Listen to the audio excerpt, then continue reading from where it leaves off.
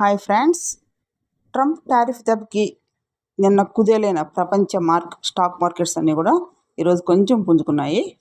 భారత stock markets కూడా ఈరోజు గ్రీన్లోనే ఓపెన్ అయ్యాయి. నిఫ్టీ 360 పాయింట్స్ రేజ్ అయ్యి 22,500 వరకు స్టాండ్ అయింది. సెన్సెక్స్ ఆల్సో 1100 పాయింట్స్ రేజ్ అయ్యి 74,000 వరకు స్టాండ్ అయింది. ఆల్మోస్ట్ టాప్ క్యాప్స్ అన్నీ కూడా ఈరోజు పాజిటివ్ అవుట్లుక్ ఇచ్చాయి.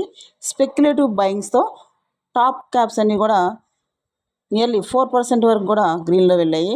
బజాజ్ ఫైనాన్స్ కానీ, శ్రీరామ్ ఫైనాన్స్ అండ్ అదాని పోర్ట్స్ ఇవన్నీ కూడా నియర్లీ 3.9, 3.5% వరకు కూడా వెళ్ళాయి. అలాగే బ్యాంకింగ్ సెక్టర్కి వస్తే ఎస్బీఐ, యాక్సిస్ బ్యాంక్ కూడా 2.8 వరకు కూడా వెళ్ళాయి.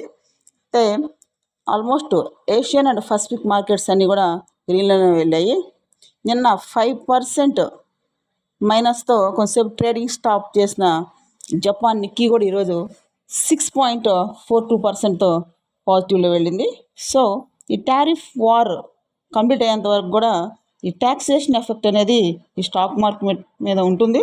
సో స్టాక్ మార్కెట్ అనేది రిస్కే. ఎప్పుడు సరౌండింగ్ సిచ్యుయేషన్స్ని అనాలిసిస్ చేసుకుంటూ ఎవరికి వాళ్ళు ఓన్ డెసిషన్ తీసుకొని ముందుకు వెళ్తూ ఉండాలి. ఈ అప్ అండ్ డౌన్స్ అన్నీ కూడా ఈ ట్రంప్ అండ్ చైనా ఈ వార్ ముగిసేంత వరకు కంటిన్యూ అయ్యే అవకాశాలు ఉంటాయి. So be careful and safe trade. Thank you.